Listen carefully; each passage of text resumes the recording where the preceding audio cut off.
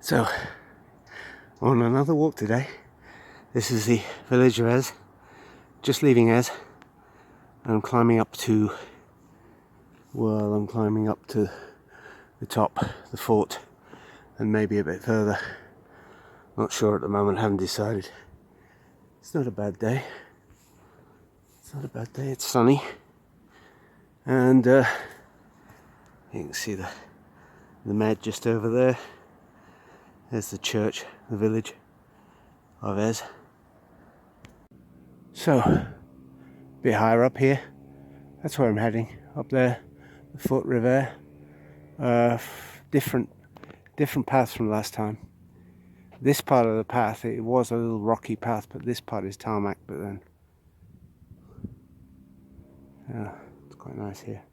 I think this little road leads down to somebody's property. That's why it's tarmacked.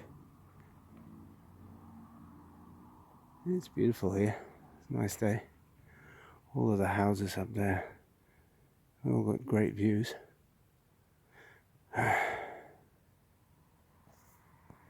So the path has just crossed the Grand Corniche, which is the highest of the three corniches, the coastal roads. And so now it's heading up here. There's some new building here. I think somebody's building a house, or demolishing a house and building a new one.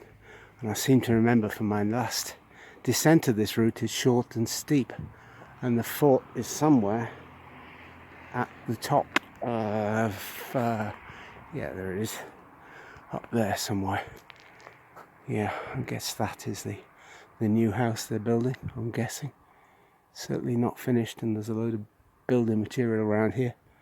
So the fort is way up there, but it's actually quite close. It's just vertically quite a bit higher. So the fort is about 700 meters, and I'm probably only about 400 here, something. And yeah, nice view of the coast. No wind, really. No wind to speak of. I can hear somebody running. It's so quiet. Hear their footsteps. Now, look at that. Isn't that just beautiful, huh? Whoop! I lost my footing there. Just a bit further up. Over the hills, over towards the Esterel beyond Cannes over there. There's Cap Ferrat sticking out. Very distinctive shape. The port of Saint-Jean in the centre of the picture. And it's a lovely day. It's quite quiet here, apart from the odd person cutting their grass or trees or whatever. There's a lot of houses actually here dotted around the hills. It's a really quite desirable spot, and you're not that far from Monaco here, so you can do your well paid job in Monaco and commute from here every day. Wow, there are some people coming up the path. They're the first people I've seen. So basically now, just below the fort, which is up there. I'm not going to go that way, I'm going to go the other way towards La Turbie. So there's the view. Very nice. Eze Village, way down there. You could just hear the bells from the church a few minutes ago. Maybe the end of service or something. Airport of Nice over in the distance. And yeah, that last little bit was steep. It's up fairly rocky. I got the old walking poles. What do you call them? Trekking poles. These ones here. That, believe it or not, I bought in Chamonix, and I'm pretty sure it was 96. I was there with my girlfriend at the time. So they've done okay. And I find for the steeper stuff, they're ideal, and they're amazing how long they've lasted. They've got titanium tips, and the tips don't appear to have worn at all in nearly 30 years of all sorts of terrain. Loads of these hills around here, up in the mountains, higher up in the Mercantour, above above 2,500 meters. So I'm going to continue in that direction. I might climb the Cibola, which is a little summit with a very nice view of the high mountains, and then descend towards La Turbie. And I'm going to get a coffee now because I've carried this flask of coffee all the way up here and I haven't touched it yet. So I'm going to do that next. Right, just descended from up there, from the Simbula, back down to the main path, and this is the one with the big tunnel, the long scary tunnel. That's not very scary. Guess it might be scary if you were about 6 or something. So I'm just having a little coffee, a little bit more coffee, enjoying the scenery, which is pretty beautiful, pretty stunning. I can't see a single ship, not a single vessel, not a ferry, not a cargo ship. Oh, there's one, way out, almost at the horizon. Can't tell what it is. Maybe it's the Capo Nero, the cement tanker returning from Bastia to Nice. It does that trip. The wind has got up a little bit here, so I might have to put the external mic on. Yeah, it's not bad at all today. Very nice.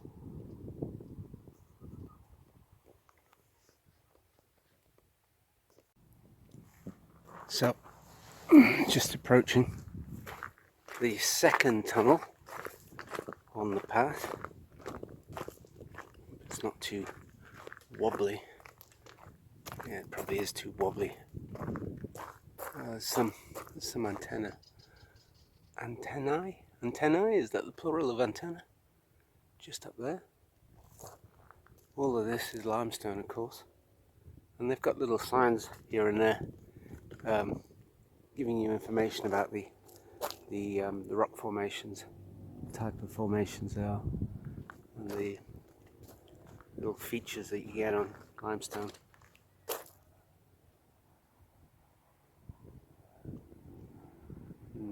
Very nice. Still pretty still. There's not much in the way of wind. There's Eze, the church at Eze in the distance. That Eze is perched right on the top of the hill. It's very popular with tourists. It's very well marketed.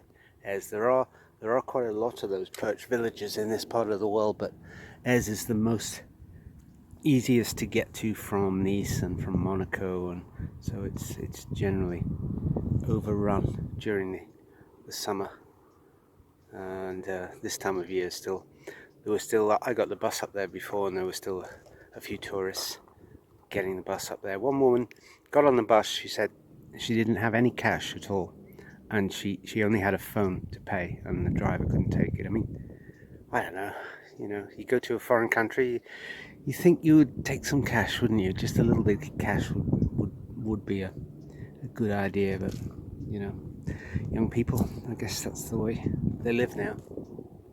So I'll continue down here. I'm not sure where I'm going to go today, because I did this part of the walk just 2 weeks ago, and I mightn't go all the way down to Cap d'Aille, so I'll see. A bit further down the path here, and we are back. I am back at the Bat Cave, which this time I should hopefully film the correct way around. So these bats basically live here. They hibernate in winter, and it said they're all insectivores.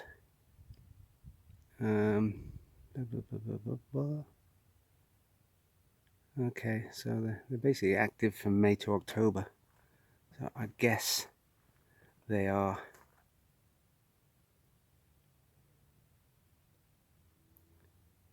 they basically hibernate in here all winter, so I guess they're down there. And in the distance there you can actually see the slot, like the post office box sort of slot which is the entrance to the cave. So, but these caves previous to this were used in some military, for some military purpose. I really don't know, but this whole road has been built for the military. It ends at the Fort Prévert at the top, and in the other direction it continues down towards La Turbie. So I'll probably continue down a bit further that way. So over there you got La Turbie and the monument to Augustus, which stands high above the church tower there, and behind that you've got the Cap Martin, which is that tongue of wooded land that sticks out into the Med, and then beyond that is Menton, and beyond that is the Italian border. There's that strange square quarry area on the Tête de Chien. Tête de Chien, where I finished, didn't finish last time, but the last time the walk was up here, I went up there and then I descended down to Cap d'Aille, but I'm not sure I'm going to do that today. I might shorten this walk a bit and head back towards Eze. It's certainly a nice day. There's a football match going on there, just in front of the church.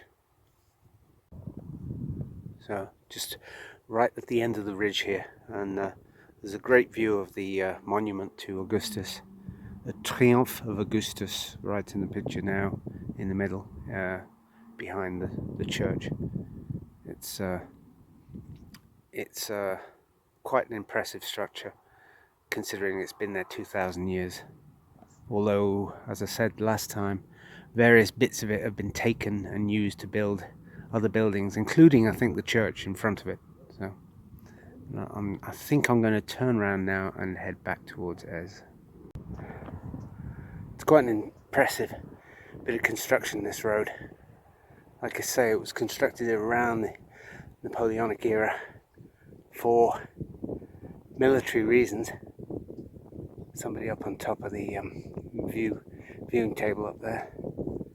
It was constructed for military purposes, defensive, and but it's a well engineered bit of work. I can't think of another word.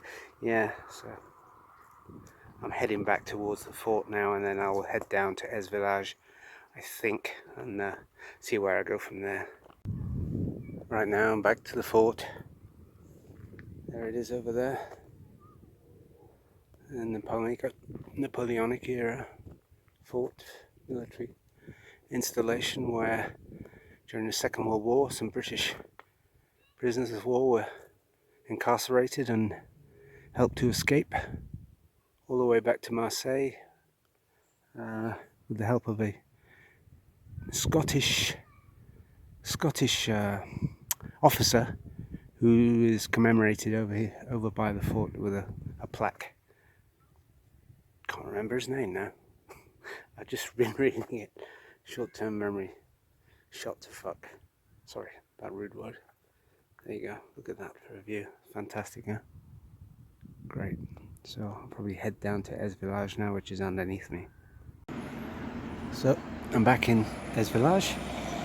There's the church and the old fortification in front of me. And now I'm going to head down the Chemin de Friedrich Nietzsche all the way down to the coast. So there you go. There's the bus just going to wherever it goes. Okay, so this is the Chemin de Friedrich Nietzsche, so called because Friedrich Nietzsche used to stay in Nice. There's a little panel about it there. Chemin de Friedrich Nietzsche, Nietzsche's footpath. And he would stay in Nice, and he would walk up the path, and he would go over his ideas of philosophy, etc., etc. So it's quite popular, and it's so popular, in fact, that in the summer it can be very busy.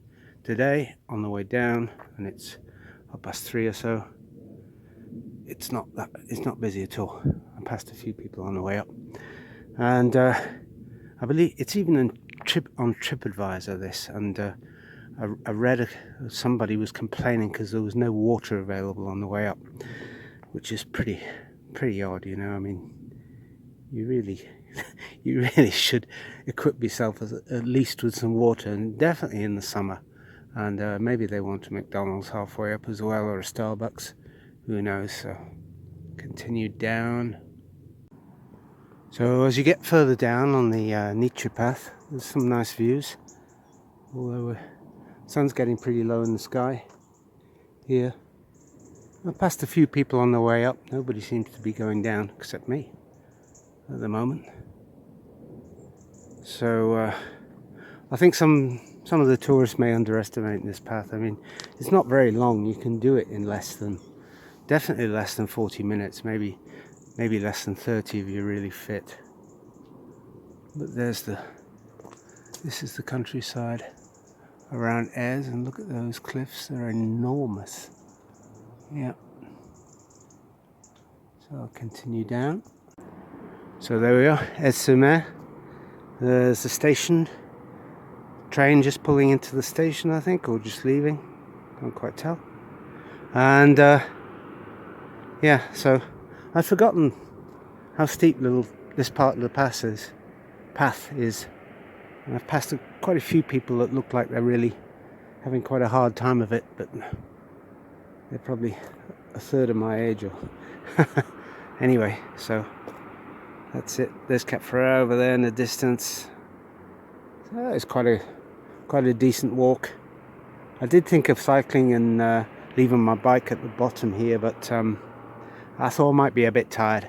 I thought the old 60-plus-year-old legs might be tired, but I feel fine. So I'll continue. Oops. So back in the port of Nice.